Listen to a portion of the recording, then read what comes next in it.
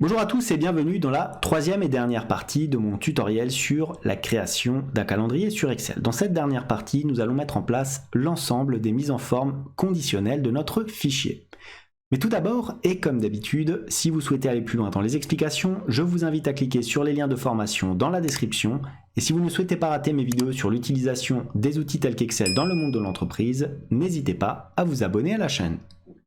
De plus, pour ceux qui souhaiteraient uniquement acquérir le fichier sans passer par le tutoriel vidéo, sachez que tous les documents sont disponibles en illimité et dans leur version finalisée pour mes contributeurs Patreon, plateforme dont vous trouverez le lien en description. Dans cette troisième partie de tutoriel, nous allons donc mettre en place l'ensemble des mises en forme conditionnelles et bien sûr triturer notre fichier pour avoir une présentation définitive acceptable. Donc, qu'est-ce que je souhaite faire? Je souhaite mettre une petite barre grisée comme ceci à chaque fois qu'il y a un dimanche dans mon calendrier. Alors bien sûr, je pourrais le faire éventuellement pour le samedi si je ne travaille pas le samedi. Mais là, on va le faire pour le dimanche. Donc, comment est-ce qu'on fait cela? Je sélectionne le mois en cours, comme ceci. Voilà. Et je vais aller où? Dans mise en forme conditionnelle ici. Dans la mise en forme conditionnelle, je vais sélectionner Nouvelle règle. Voilà. Et qu'est-ce que je vais faire? Je vais tout simplement aller ici en bas dans Utiliser une formule pour déterminer pour quelle cellule le format sera appliqué. Voilà, j'ai ma formule. Qu'est-ce que je vais taper? Déjà, 1 égale quoi? Et ça, c'est intéressant. Je vais retourner sur ma matrice ici. Et je vais sélectionner le 1 par exemple. Attention, je ne vais figer. Alors qu'est-ce que je fige? Est-ce que je fige la colonne? Oui, je fige la colonne, mais je ne fige pas la ligne, comme ceci. Alors, la condition, ça va être quoi? Ça va être qu'ici, dans cette colonne-là, qui correspond au numéro des différents jours du mois de janvier, nous ayons le numéro 7, puisque souvenez-vous, le 7 égale dimanche. Donc, notre colonne AM doit être égale à 7. Si tel est le cas, je retourne un petit peu vers la gauche pour vous montrer. Si tel est le cas, qu'est-ce qui va se passer? Je vais aller dans Format ici et sélectionner un remplissage en gris comme ceci. J'appuie sur OK. J'appuie encore sur OK et regardez, j'ai bien les dimanches qui sont passés en gris foncé. Maintenant, si je prends une deuxième année, 2025 par exemple, on va voir si cela va s'ajuster. Effectivement, on a bien nos dimanches. Je retourne en 2024 et voilà. Maintenant, qu'est-ce que je vais faire? Je vais faire cette mise en forme conditionnelle pour les 12 mois de l'année. Donc regardez, petit tips, je sélectionne ici. Je vais dans mise en forme conditionnelle, cette fois-ci attention, je vais dans gérer les règles, je clique sur ma règle et je clique ici sur dupliquer la règle. Donc j'ai deux fois la même règle, sauf que cette fois-ci, qu'est-ce qu'on va faire? On va sélectionner un autre champ, hop, c'est-à-dire le mois de février, comme ceci. Et attention, ça sera plus AM6, ça sera, et on se déplace un petit peu vers la droite, je ne peux pas, il faut aller dans modifier la règle. AM6 va devenir, je me place là, voilà.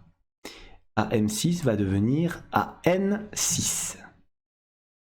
Hop. Donc le M devient un N. Comme ceci, on appuie sur OK. On applique, on appuie sur OK. On regarde notre colonne. Alors qu'est-ce qu'il en est? On a bien les dimanches. Donc notre calendrier est bon pour l'instant. Je fais pareil, je sélectionne la mise en forme, gérer les règles, je duplique la règle, je la sélectionne, je la duplique, N deviendra cette fois-ci un O, OK, et s'applique A deviendra cette fois-ci le mois de mars, tout simplement. Comme ceci. J'applique. Vous voyez, les dimanches sont bien colorisés. Voilà. Je sélectionne encore une fois. Mise en forme conditionnelle, gérer les règles. Dupliquer la règle. On modifie maintenant la règle. Donc AO devient AP, tout simplement. On appuie sur OK. S'applique A. On sélectionne le mois d'avril. Alors cet exercice est plutôt pas mal puisque comme vous devez le faire plusieurs fois, hop, appliquer, ça va vous permettre de vous familiariser avec les mises en forme conditionnelles. Puisque comme je le pense, la répétition est essentielle à l'apprentissage. Gérer la règle, dupliquer la règle, modifier la règle, P, donc on passe PQ, on appuie sur OK, s'applique A, cette fois on va sélectionner quoi? Bah bien sûr le mois de mai, comme ceci, on applique. Hop, tous les dimanches sont bien sélectionnés. J'appuie sur OK, voilà, maintenant on sélectionne le mois de mai. Alors c'est toujours la même chose, hein. À partir de maintenant, très honnêtement, si vous souhaitez arrêter la vidéo, hein, si vous avez bien compris, vous pouvez le faire, il n'y aura rien d'exceptionnel ensuite. PQR, comme ceci, hop, s'applique A, on va sélectionner le mois de juin,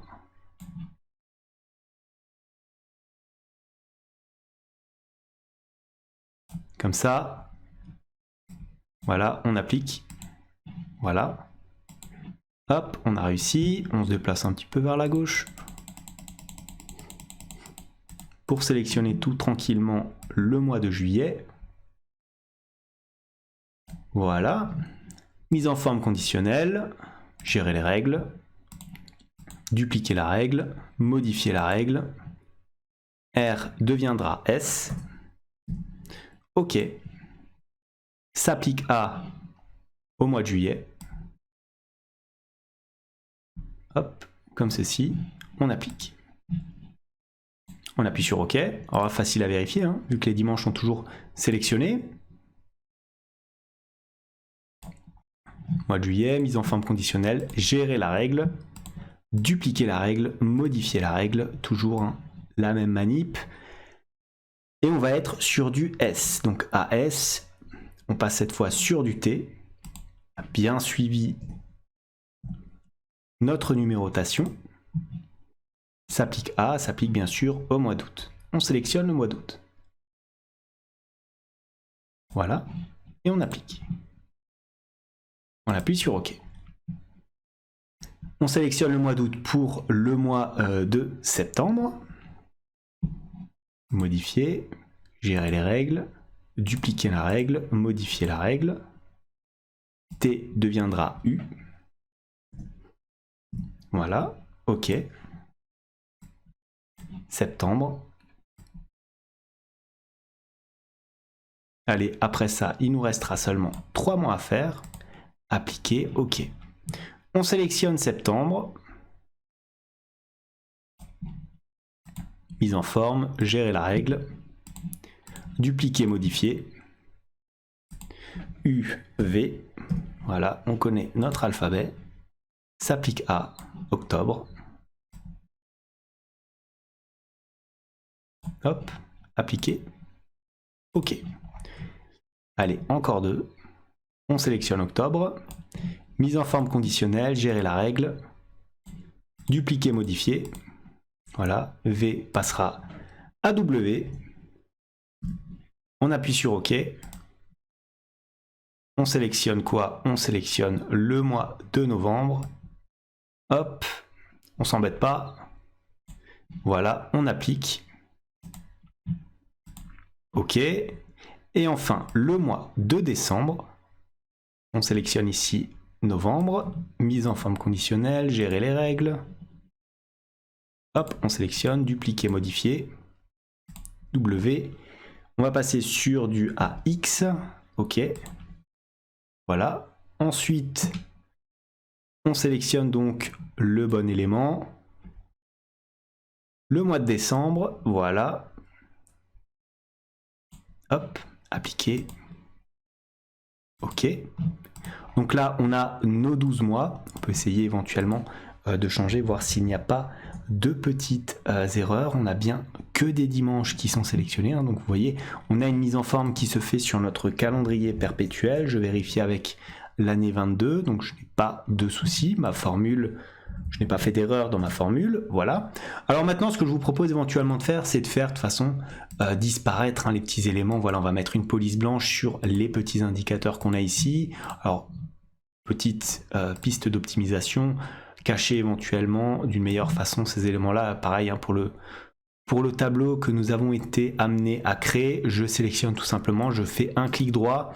Et qu'est-ce que je fais? Je clique ici sur masquer pour masquer ces éléments-là. Une fois que c'est fait, je peux bien sûr aller dans affichage et enlever quoi? Enlever bien sûr les éléments de quadrillage comme ceci afin d'avoir véritablement un calendrier assez propre. Regardez donc, et voici notre calendrier perpétuel. On n'oublie pas de lui mettre un nom, calendrier.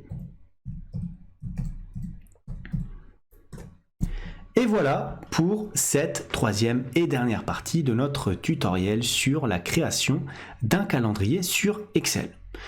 Si cette série de vidéos vous a plu, comme d'habitude, n'hésitez pas à les liker, à les commenter, à vous abonner à la chaîne. Si ça n'est pas encore fait, moi je vous dis merci et à bientôt pour une nouvelle vidéo.